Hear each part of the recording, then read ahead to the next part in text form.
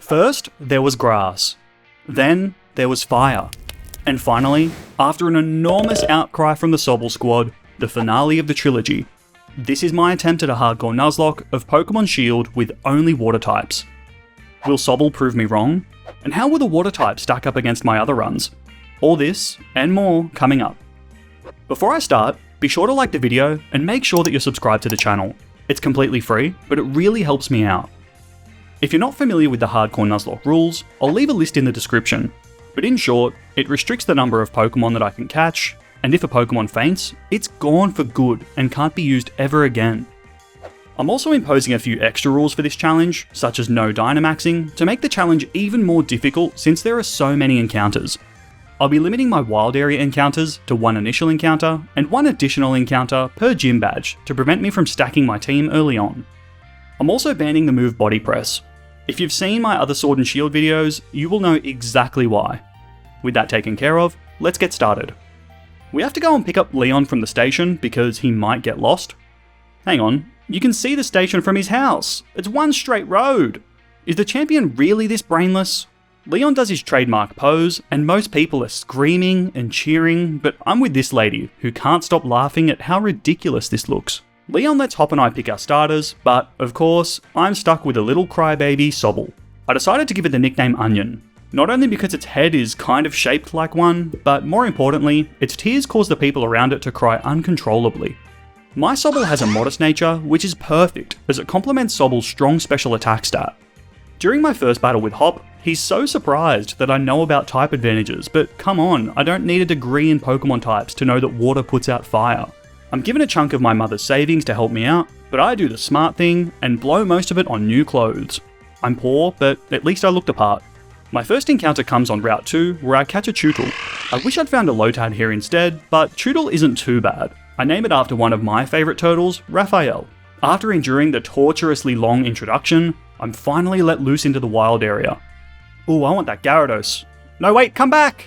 I couldn't lure the Gyarados, so I decided to try my luck with fishing. I was hoping for a Magikarp, or Shellder, as their evolved forms would be a huge help in the upcoming grass gym. But I hit the 5% chance to encounter a Wishy-Washy. After adding Sashimi to the team, and grabbing the leftovers, I ventured into the very dangerous portion of the wild area. Coming here is risky, as the wild Pokemon are a much higher level than me, but I carefully avoid any encounters and pick up the Waterstone. I also tried to shake down some Rindo Berries to help me with the first gym, but wasn't lucky enough to find any.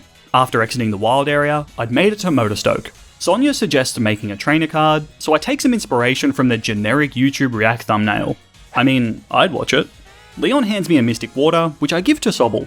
It's a fitting combo since it boosts the power of water moves, and it's even shaped like a teardrop.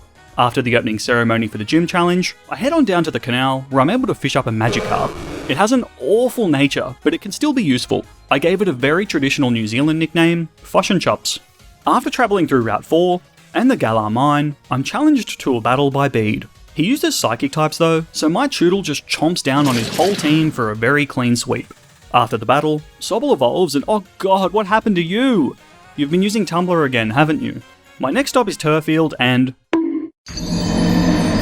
The first gym uses Grass-type Pokemon, so I'll need to be prepared. Over on Route 4, I fished up a Goldeen, and with some leveling, Magikarp evolved into a Gyarados. Milo's Grass types are a real challenge for my team. I lead Goldeen to land some nice damage with Horn Attack. A Magical Leaf from Gossifleur hits hard, but the recovery from my Citrus Berry buys me enough time to land 3 hits and take it down. Milo's final Pokemon is Eldegoss, and I know that it will Dynamax. I decided that my best option is a pivot into Gyarados, who is neutral to grass attacks thanks to its secondary flying type. This, combined with Protect, allows me to stall out Milo's Dynamax turns. Now back to regular size, Eldegoss doesn't have much offense, allowing Gyarados to finish the fight with a few crunches. Over on Route 5, I'm able to add Lombre to the team and nickname it Party Time. By using the Waterstone that I found earlier, I can evolve it right away into Ludicolo. Now it's a party, look at his moves! These moves are pretty good too! Hop wants a rematch, but Drizzile rips him apart. After the battle, Hop gives me a revive, but your team just got trashed. I think you need it more than me. I'm now in Holdbury, and since this town is a fishing town, I cast a line down by the wharf. It's here that I'm able to fish up an Arrokuda, and I nickname it Big Tuna. It's a hard-hitting Pokemon that has great synergy with my team thanks to its Swift Swim ability. But it's very frail, so I'll need to be careful. While navigating through the gym puzzle, Chewtle evolved into a Dreadnought. But that's not important for this fight, as there's only one star of this show. Ludicolo is insanely powerful for this early on in the game, and I can rely on its grass typing to blow Nessa's Pokemon out of the water. A few Giga Drains literally sucks the life out of her in a clean sweep. I'm the top water trainer around these parts, and don't you forget it. After chomping down on Bede's team in the second Galar Mine, I'm able to find my next encounter, Shellos, who I give the nickname Sea Slugma. Once I make it back to Motorstoke, Marnie challenges me to a battle. I had a really close call with Gyarados because I forgot that Morpeko has Thunder Shock. That could have been deadly. I can now take on Carbu's Fire-type gym, but this went exactly like you'd expect it to. My team of firefighters easily snuffed Carbu's flames. Wishy-Washy was able to clean up the first two Pokemon with Brine. His Centiskorch is a little more threatening, but a switch into Gyarados and a few Protects allows me to stall out the Dynamaxx. From here, one final Waterfall is enough to secure my third badge. With 3 new badges since my last wild area visit, I can now grab a few more encounters. First up is Big Bird the Pelipper. This guy is one of my favourite water types. He can change the weather to rain with the Drizzle ability, set up a Tailwind to give my team a speed boost, and even deal with grass types thanks to its secondary flying type. Pelipper is an awesome Pokemon. Next is Wooper, and I give it the nickname Derp McDerpy. With Yawn support and an immunity to electric attacks, this is another great addition to the team. I was then finally able to catch She-Cell's Shells the Shelder. It can be lethal once it evolves, but I'll need to wait until I get my hands on another Water Stone. A brief trip through the northern portion of the wild area brings me to Hammerlock, but I won't be staying here long as I'm headed west towards Route 6. There's a harsh sunlight in this area, so I benched Goldeen and added Pelipper to the team as its Drizzle ability will give me some weather control. For the most part, this route is trouble-free, although the last trainer did have an exploding Coughing, but Gyarados tanked it. Their Sudowoodo is also dangerous, but I got around this by using Ludicolo's Giga Drain. With that, I've now made it to Stownside. Here I can collect some fossils, and use these to restore Wolfie the Dracovish. Hop wants a rematch, but once Ludicolo is set loose in the rain, most of Hop's team can't keep up with Ludicolo's moves, and some boosted Bubble Beams gets the job done. While preparing for the next gym, Arrokuda evolved into a Barrascuda. Also, Drizzile got over its angst phase and evolved into an Inteleon who goes by Secret Agent 007, James Pond. After pinballing my way through the gym puzzle, it's time to take on the Ghost-type leader, Alistar. My Pelipper lead is holding a Damp Rock, which increases the duration of its reign. A switch into Ludicolo lets me take Yunmask out with a single boosted Bubble Beam. Mimikyu is concerning, as its Disguise ability helps it to buy time while it boosts its attack with Hone Claws. Mimikyu lands a Slash for big damage, but a third Bubble Beam brings it down.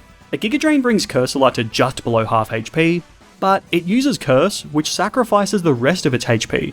I'll take it. Last is a very scary Dynamaxx Gengar. I use my usual strategy of switching into Gyarados to try and stall out the Dynamax turns. Problem is, Gengar boosts its special attack with a Max Ooze, and then prevents me from switching with a G-Max Terra. Out of options, I can only watch as Gyarados falls to a final Max Ooze. Even with Dynamax now over, Gengar is still a monster with its special attack boosts. I send out Dreadnought, who just falls short of taking it down, and Gengar lands a Hex which leaves me on 1 HP. This clutch from Dreadnought buys me one more turn to finish off Gengar. That definitely did not go well, and Gyarados falling is a huge blow. After burying it in the PC, I decided that Wishy-Washy was the best fit for the open slot. Bede isn't a fan of this painting, and I can only assume that it was done by a 3-year-old. It's my job to stop him, but fortunately for me, Barrascuda can Throat Chop his entire team for big damage. I just want to acknowledge that Throat Chop sounds like such a brutal attack.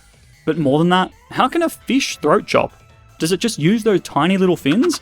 Anyway, Bede's Psychic Pokemon are sent to the Chop Shop, into the Glimwood Tangle, where I find a suspicious bag of bright powder. I'm sure that my party time the Ludicolo would love this. Once in Bologna, I also stumble across some big mushrooms. Okay, I'm starting to ask some serious questions about this place. More importantly, one of the locals gives me a Choice Scarf, which will be a huge help. It's time for the next gym, and the leader is Opal, whose keen sense of smell can't be underestimated. She uses Fairy types, which is a pretty neutral matchup for my team. My plan is to lead with Pelipper, and Opal sends out, okay, first the powder, then the mushrooms, and now this thing? There's some shady business going on in Bologna, and I refuse to be told otherwise. Pelipper lands a Hurricane, which is fully accurate in the rain. A U-turn lets me pivot into Inteleon, who is about to have a field day with Opal's team. The combination of Rain, Mystic Water, and Snipe Shot allows Inteleon to dominate Opal's Weezing, Mawile, and Togekiss. Opal's last Pokemon is a big cake, so I get the party started and send out Ludicolo. The combination of its plus special defense nature, Rain Dish ability, and Giga Drain allow me to stall out the Dynamaxx and then proceed to finish Alcremie. That gives me my 5th badge. Back to Hammerlock, where Opal puts her keen sense of smell to work. Still creepy.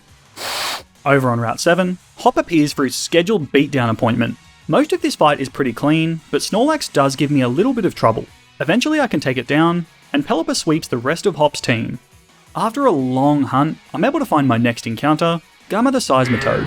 I decided to bring it into the team for Wishy Washy, as Seismitoad's Swift Swim ability and immunity to electric moves makes it a really solid addition. There isn't much for me on Route 7, so I quickly move through the area, but am sure to pick up the Brick Break TM. This brings me to the snowy Circhester City. In one of the hotel rooms, they've hired a detective to find out who ate some missing berries. I don't like this kid's attitude. Take him away, boys. Melanie's Ice-type gym is next, and it's harder than you might think. I lead with Dreadnought, whose rock typing will be really helpful. Dreadnought's pretty slow, but I've given it the Choice Scarf to overcome this. Melanie's Frostmoth is 4 times weak to rock, allowing me to squash that bug in 1 turn. Next is the hard-hitting Darmanitan, but it doesn't use an attacking move, so I take it down in 2 turns. Ice-Q is a problem. It knows Dry Freeze, a move that disobeys all known laws of the type chart. It's an Ice-type move that hits water types for super effective damage. See the problem? I land a Rock Tomb, but fall just short of finishing Ice-Q, and sadly, Dreadnought falls. I go with Pelipper, who sets up the rain, and manages to take Ice-Q down. Last is Melanie's Lapras. It Dynamaxes, but I minimise the damage by protecting. On the next turn, Pelipper just survives a G-Max Resonance. This is still problematic, as this move sets up Aurora Veil, which acts like Reflect and Light Screen all in one. A switch into Ludicolo lets me stall at the last Dynamax turn. My Rain Dish and Giga Drain recovery helps keep Ludicolo healthy, and buys me enough time to finish Lapras. That fight was close, but I've now got my 6th badge. After adding Dreadnought to my graveyard, I subbed Wishy Washy back into the team. Hop just hasn't had enough punishment yet, and wants a rematch. This fight is pretty similar to our other previous encounters, and his team doesn't really have much to threaten me. After claiming another victory, I'm now headed south on Route 9. Here, I'm able to catch my next encounter, a Marnie named Garnier. Just look at those luscious locks.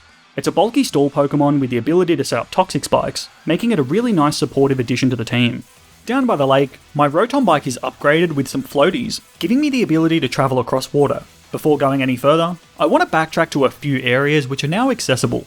This includes the Lake of Outrage, where I can find a Waterstone, Route 2 to pick up the Choice Band and another Waterstone, and finally, back to Turffield where I encounter a Crawdaunt. Unfortunately, it's a higher level than I thought it would be, so I had no choice but to knock it out. After making my way through Route 9, I've now reached Spikemouth. These guys are completely baffled by the closed door, but come on, there's clearly a side door just around the corner. Those are the kind of people that find infomercials relatable.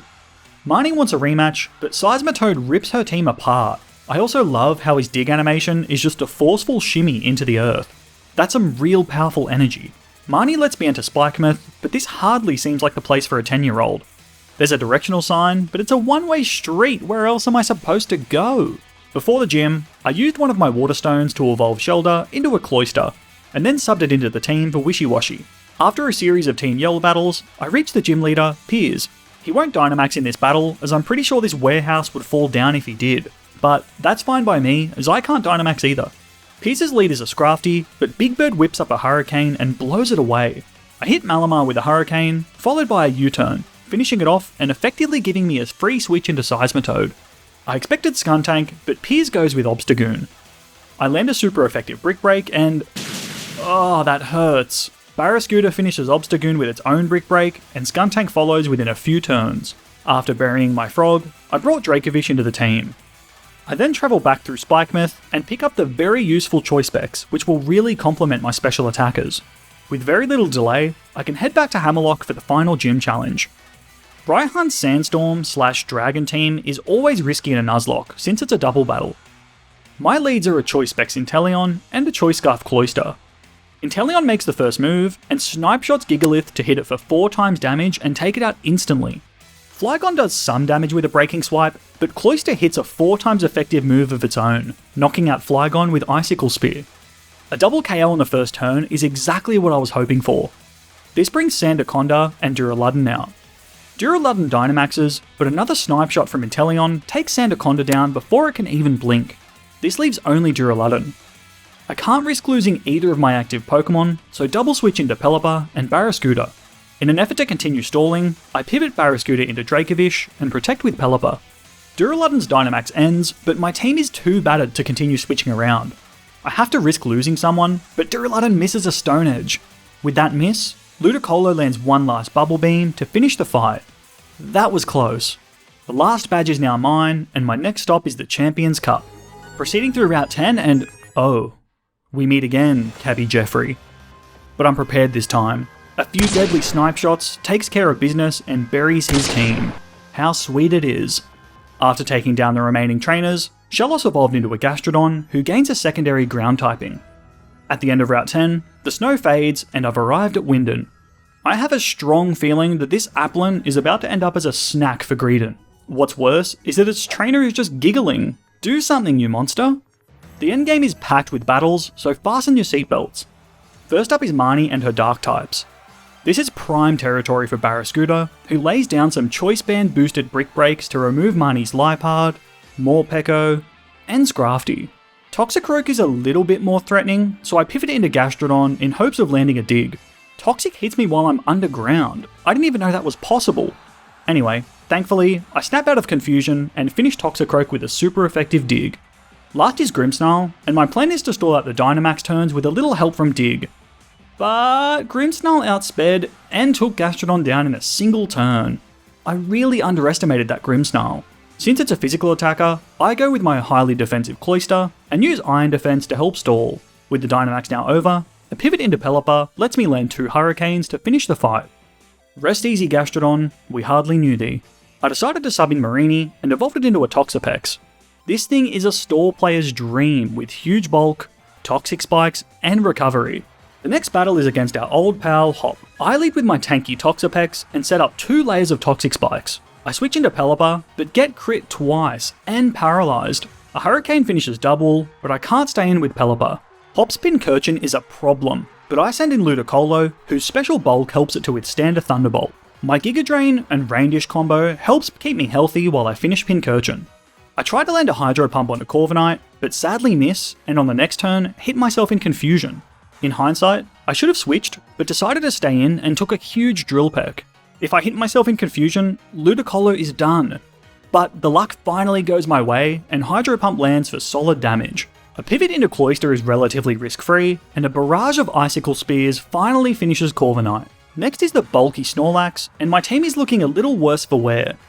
A quick switch into Pelipper lets me reinstate the Rain, and after a pivot into Inteleon, Snorlax goes down to a boosted Snipe Shot. Last is Cinderace, but the combination of Rain, Choice Specs, and Snipe Shot is too powerful, taking it out in one shot even through Dynamax. That battle had some crazy RNG, but I somehow made it through. Macro Cosmos are up to no good, and block my path to Rose Tower. Fortunately, Piers saves the day through the power of song. After ascending Rose Tower, Oleana demands a battle. For the sake of brevity, I won't cover every detail of this battle, but just know that her first 4 Pokemon are easily handled by pivoting and relying on type advantages. It's not until her Garbodor that things get interesting. Since Ludicolo is out, I'm confident that Oleana will try Max Ooze. As such, I switch into Toxapex, who eats this comfortably. A Baneful Bunker lets me survive a Max Quake, and since it's likely to go for the same move again, I switch into Pelipper, who isn't hit by ground attacks. With Dynamax now over, I can switch into Cloyster, and I thought that this was really cool. Cloyster's Skill Link ability means that Icicle Spear will always hit 5 times. Garbodor's weak armor also lowers its defense whenever it gets hit. See where this is going? Icicle Spear lowers Garbodor's defense every single time it lands, allowing me to easily finish it in one turn. Now over to Rose for some subtle foreshadowing. And the battles keep coming. First up is Bede, who has changed a lot, but one thing that hasn't changed is that he's completely free. I buff my Cloyster with Shell Smash, a move which lowers my defenses, but severely increases my speed and offense. As long as I restore my defense drops with Iron Defense, Mawile can barely touch me, allowing me to reach some insane stats. With this setup, the rest of the fight is a very fast sweep, as Bede's team just can't keep up. Next is Nessa, who's after my crown of the strongest water trainer. Since her lead is a part bug type, I go with Pelipper and Hurricane it out of the stadium for a quick KO. Barraskewda lands a critical hit, but since it's so frail, it too goes down to a hurricane. It's a mailman mirror match, and I fall just short of taking out Nessa's Pelipper. I could take it down, but Nessa sets up a Tailwind, so I want to try and stall this out. A switch into Toxapex lets me do just that, followed by a pivot into my Focus Sash Cloyster, and... I forgot to equip the Focus Sash. I only just got to show how good Cloyster is. Going back into my own Pelipper lets me finally take down the imposter. From here, the party animal Ludicolo is let loose on Nessa's team, relying on its grass typing to finish Nessa's last 2 Pokemon. I'm devastated to lose Cloyster, and what makes it worse is that it definitely could have been avoided if I hadn't forgotten to give it the Focus Sash. That sucks. After burying Cloyster, I brought Wishy Washy back into the fold. I feel like he spent the whole run bouncing between the team and the bench. The Ghost-type user Alistar is back to haunt me. My plan relies on a Toxapex lead. By using Baneful Bunker, Dusknoir is poisoned as it tries to land a Thunder Punch. I can then use Venom Drench, which harshly nerfs its stats. This helps me buy time as I set up my Toxic Spikes. After Alistar heals, I stall for a bit longer, and then pivot into Barraskewda to finish it off with Crunch. Poltegeist is next, but a Chomp from my Scooter yields the same result. Against Chandelure, I pivot into Pelipper to help set up the rain. I take some big damage from Shadow Ball, but a Water Pulse takes it down. Cursor is slightly threatening, but Ludicolo can tank its attacks while having its HP restored by the rain. Last is Gengar, and this is where things get tricky.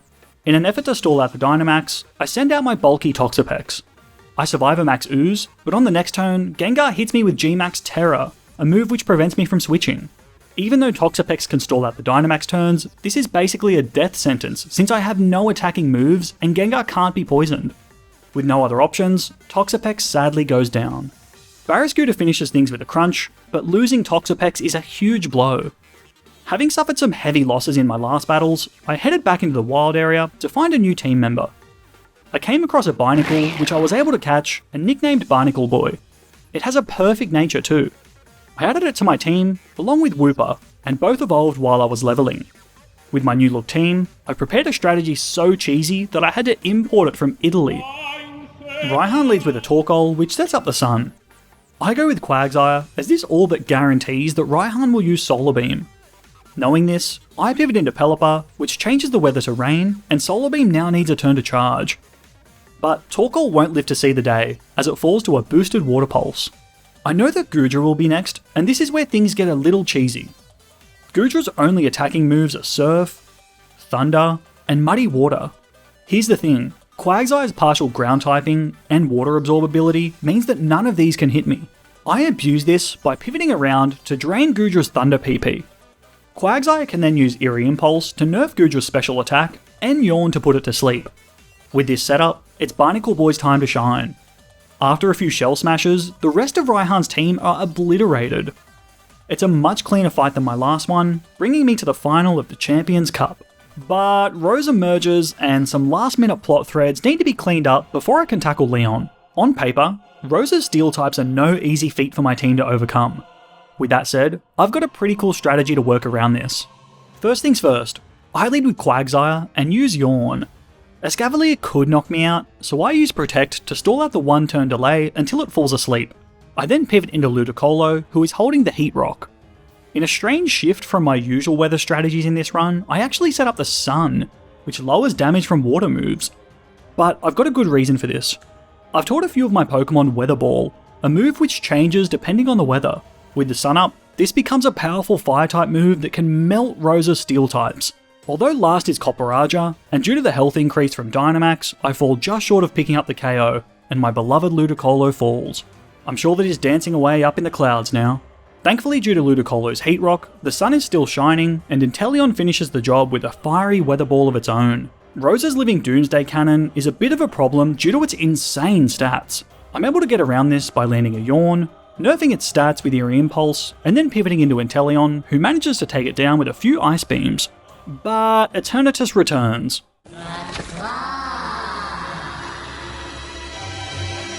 It's a 4-on-1 battle, and I'm just hoping that he doesn't notice me. We slowly chip away at Eternatus, but just as it's about to fall, it knocks out poor Pelipper. Not like this, we were so close to the end! With one fight left, I only had these Pokemon remaining. I still had a few encounters, but decided to try and make it work with only the Pokemon that I already had. Leon's team is diverse and packed with strong Pokemon. Fortunately, I've got a plan. I lead with Quagsire and put Aegislash to sleep with Yawn. A switch into Barnacle Boy lets it begin setting up with Shell Smash. Even though my defense is dropping, I'm holding a Focus Sash, which I actually remembered to equip this time. I'm really fortunate, as Aegislash sleeps for a full 3 turns. Just as I finish my setup, Aegislash hits me with Flash Cannon, but my Sash lets me just hang on. Being at low health isn't a problem, as I'm faster than Leon's whole team, and none of his Pokemon have any priority attacks. Even though I'm slightly underleveled, I'm still able to KO Aegislash, Rillaboom, Haxorus, Rhyperior, Dragapult, and Leon's ace, Charizard. There was some luck involved, but even if Aegislash had woken sooner, I had plenty of coverage in the back to deal with Leon's team, as most of his Pokemon are weak to either ice or water. Regardless, with that, I'd conquered the Galar region under hardcore Nuzlocke rules using only water types. I still won't be joining the Sobble squad anytime soon, but it really did hold its own. Inteleon hits very hard, but you need to be careful with it because it's really fragile. If you enjoyed the video, make sure you're subscribed to the channel and leave a like. It's free and it really helps me out. In the comments, let me know who your MVP of the run was. Take care, and I'll see you in the next video.